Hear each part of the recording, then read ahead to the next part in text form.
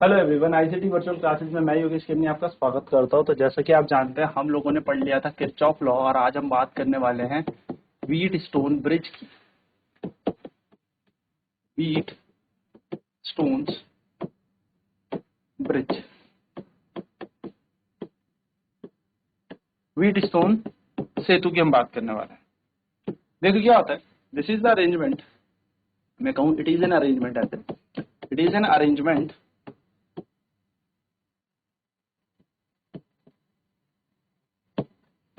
of resistors.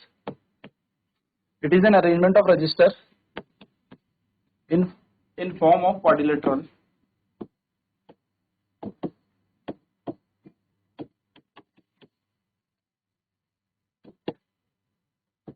It is based on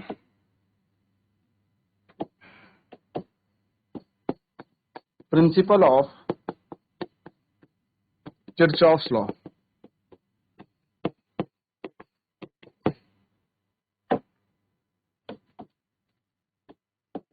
यह यह चार प्रतिरोधकों का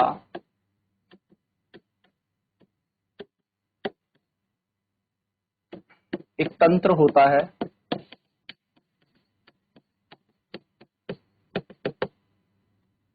यह किरचॉफ के नियम पर आधारित है। यानी कि अगर हम बात करें तो इसका सिद्धांत क्या है, किरचॉफ का नियम। It is used to calculate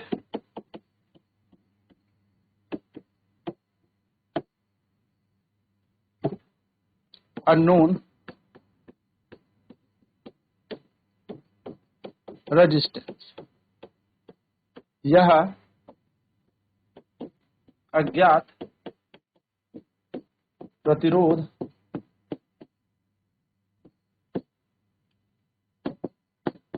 को ज्ञात करने के काम आता है। ठीक है, तो अज्ञात हम प्रतिरोध इससे ज्ञात करते हैं। जैसे फॉर एन एग्जांपल यहाँ पर हमने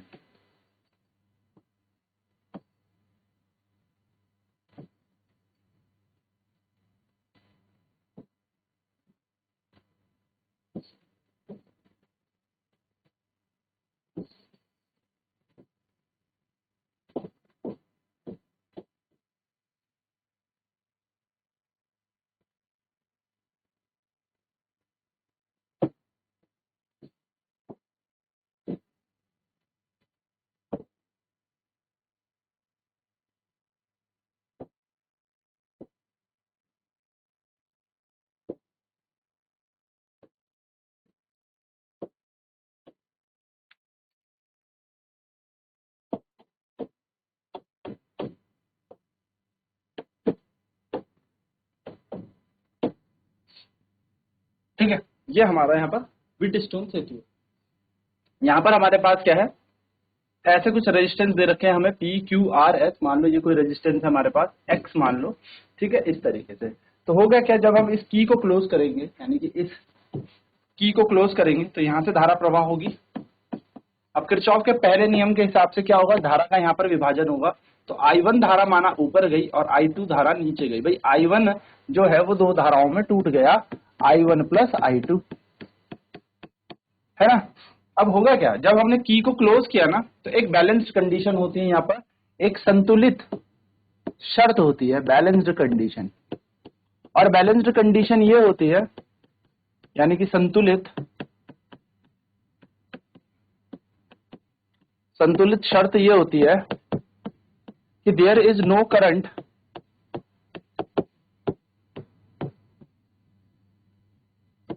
इन आर्म ए डी। यानी कि एडी शाखा में कोई धारा नहीं प्रवाह करती है। हमने इसको इस तरीके से अरेंज करना है, इस तरीके से हमें ये प्रतिरोध लगाने की बीच वाली सेंटर ब्रांच को अगर हम की क्लोज कर दे तो there is no deflection in galvanometer, galvanometer पे कोई भी डिफ्लेक्शन नहीं आएगा, गैल्वेनोमीटर की सुई नहीं घूमेगी। ठीक है, तो जैसे ही हमने किस के को क्लोज किया, करंट यहाँ से फ्लो हुआ I1 इधर, तो जब बीच में करंट नहीं जाएगा तो I1 वापस यहाँ आ जाएगा, और अगर बीच में करंट नहीं गया तो I2 हमारा इस तरीके से ऊपर जाते हुए इस जंक्शन में मीट करके I निकल जाएगा, जिसका नाम है I1 प्लस I2, इस तरीके से मीट करके निकल जाएगा। ठीक है, तो यहाँ से धारा I वापस इस बैटरी जिसका EMF E है वहां चली जाएगी इस तरीके से। तो चलिए चेक करते हैं कि क्या है ये संतुलित कंडीशन। तो हम यहाँ पर लूप ले रहे हैं, क्या लूप, ADC नाम इसको दे देते हैं, ADC, और ADE नाम इसको दे देते हैं। तो हम एक लूप लेंगे ADC। तो इन लूप ADC यानी कि पाश ADC में जरा किरचॉफ का सेकंड लॉ लगाते हैं। Kirchhoff's according to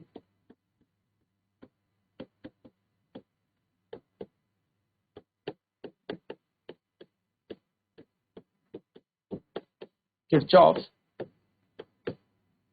second law.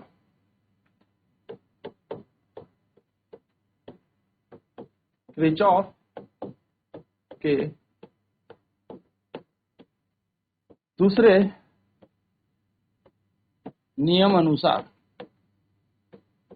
अगर हम किरचॉफ का दूसरा नियम लें तो किरचॉफ का दूसरा नियम क्या कहता है, ADC, इस लूप की हम बात कर रहे हैं। ठीक है, तो देखो लूप हम कैसे ले रहे हैं, लूप को हम इस तरीके से कंसिडर कर रहे हैं ये। ठीक है, तो पहले वाले लूप में देखो धारा, और यहाँ पर बात करें तो धारा और प्रतिरोध, धारा इस तरीके से जा रही है और हमारा लूप भी इस तरीके से जा रहा है। तो यहाँ पर हो जाएगा जब सेम डायरेक्शन में हो तो माइनस का I1P,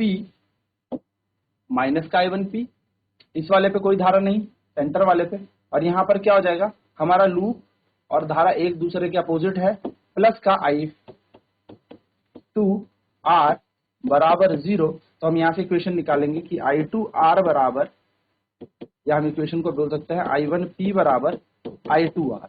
आप बोलोगे सर कैसे, तो ये माइनस चला गया ना उधर, ये माइनस उधर चला जाएगा, प्लस हो जाएगा। दूसरा लूप लेते हैं, इन लूप दूसरा लूप यानी कि दूसरा पाश देखते हैं जिसका नाम है ADE या AED आप ले लीजिए, यानी कि पाश ADE की हम बात कर रहे हैं। तो जब हम ADE पाश की बात करेंगे यानी कि इस लूप की बात करेंगे कुछ इस तरीके से, तो बना लेते हैं A से ES। ठीक है ना, ADE आप ले लो या AED ले लो, तो इस तरीके से ये आपका लूप चल रहा है। तो यहाँ पर धारा और यह लूप यानी कि पाश समान दिशा में होने के कारण ये बन जाएगा माइनस I1Q, माइनस का I1Q प्लस, यहाँ पर धारा ऐसे ऊपर जा रही है और पाश नीचे की तरफ आ रहा है, इन दोनों की अपोजिट डायरेक्शन है पाथ और लूप की, तो हम बोलेंगे प्लस I2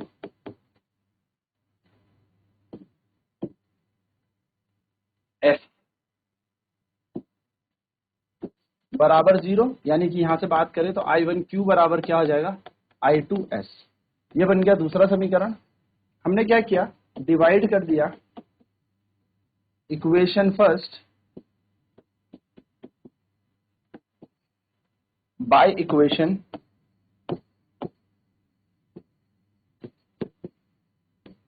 सेकंड, यानी कि पहले समीकरण को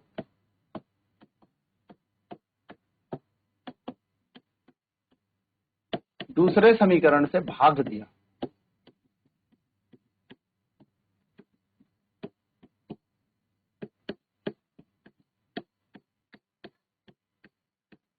क्या बन जाएगा, I1P, देखिए पहला वाला समीकरण क्या कह रहा है, I1P बराबर I2R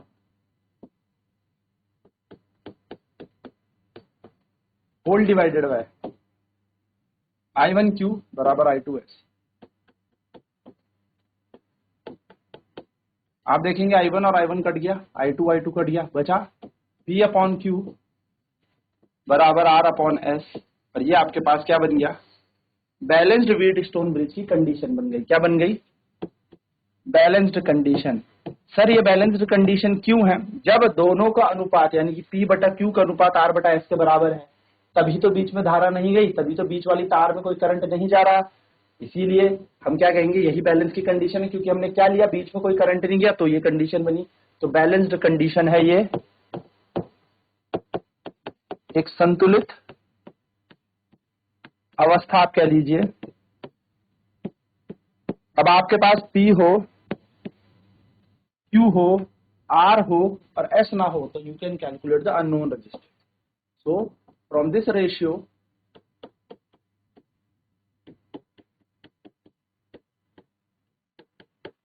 we can calculate the unknown,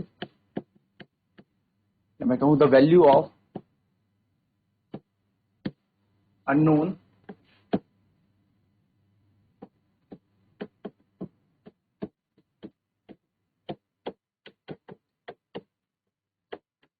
resistance। इस अनुपात से, इस अनुपात द्वारा हम अज्ञात प्रतिरोध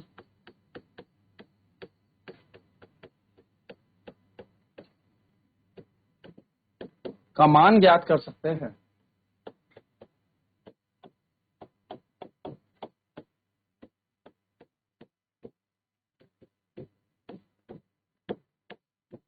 चलिए फटाफट से नोट करते हैं।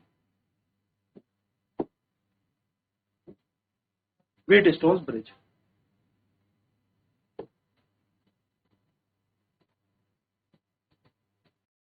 तो यह चार प्रतिरोधकों का एक तंत्र होता है, यह किरचॉफ के नियम पर आधारित है। यानी कि अगर आपसे पूछा जाए कि व्हीटस्टोन सेतु यानी कि व्हीटस्टोन ब्रिज का प्रिंसिपल क्या है, सिद्धांत क्या है, तो वो हमारा किरचॉफ का दूसरा नियम या किरचॉफ का लॉ ही है। ठीक है, तो किरचॉफ के लॉ को ही हम क्या कहेंगे, इसका सिद्धांत।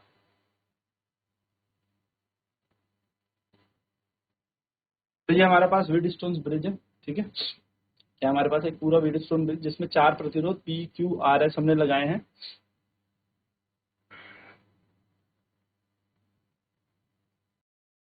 तो आई धारा यहाँ से आई तो I1 और I2 टूटेगी, तो I बराबर I1 plus I2। Balance condition देखेंगे तो बैलेंस कंडीशन संतुलित शर्त में क्या होगा, कोई भी धारा बीच वाली तार में प्रवाह नहीं करेगी, यानी कि there is no current in the central arm. तो लूप एडीसी हमने लिया, पास एडीसी को हमने लिया, तो पास एडीसी में हमने किरचॉफ का सेकंड लॉ लगाया। किरचॉफ के दूसरे नियम के अनुसार माइनस I1 P बराबर I2 R बराबर 0 हो जाएगा, ये माइनस उधर जाएगा, तो इसका मान बन जाएगा I1 P बराबर I2 R के समान, जिसको हमने समीकरण नंबर पहला मान के रोक दिया, यानी कि ये फर्स्ट इक्वेशन बन चुकी है। वहीं पर बात करें लूप एईडी की, यानी कि पास एडीई की बात करें, एईडी बोलो चाहे एडीई बोलो, बात एक ही है। तो I1 Q माइनस का I1 Q प्लस I2S बराबर 0 हो जाएगा, जिससे हम I1 Q का मान निकालेंगे तो I2S बराबर, देखो माइनस जाएगा, माइनस से माइनस कैंसिल हो गया, ये कर लो, या इस माइनस वाले को उधर भेजो तो प्लस हो जाएगा, बात एक ही है, कहीं से भी कर लो। ठीक है, तो I1 Q बराबर I2S, इसको हमने दूसरा समीकरण माना और डिवाइड कर दिया पहले समीकरण को दूसरे समीकरण से, यानी कि we have divided the second first equation by the second equation.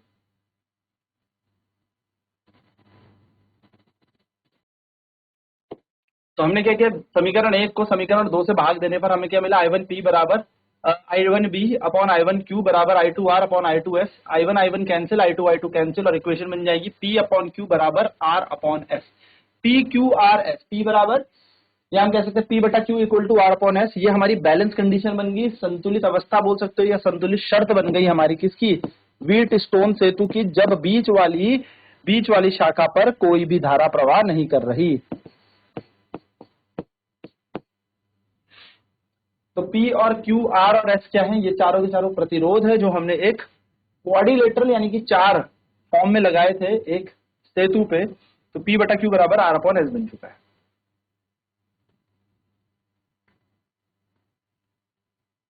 And यहां से अगर आपके पास कोई अननोन रेजिस्टेंस है तो इस रेशियो से आप क्या कर सकते हो, उस अननोन रेजिस्टेंस को कैलकुलेट कर सकते हो। यानी कि अगर आपके पास ऐसा अनुपात आपको देखने को मिला है तो ध्यान रखिएगा, इससे आप किसी भी अज्ञात का मान निकाल सकते हैं, अज्ञात प्रतिरोध को उसका मान निकाल सकते हैं। तो ये बेसिक सी चीज है। अब नेक्स्ट क्लास में इसके क्वेश्चन के ऊपर हम बात करेंगे। तो आज की क्लास में इतना ही। आईसीटी वर्चुअल क्लासेज में जुड़ने के लिए धन्यवाद। आपका दिन शुभ।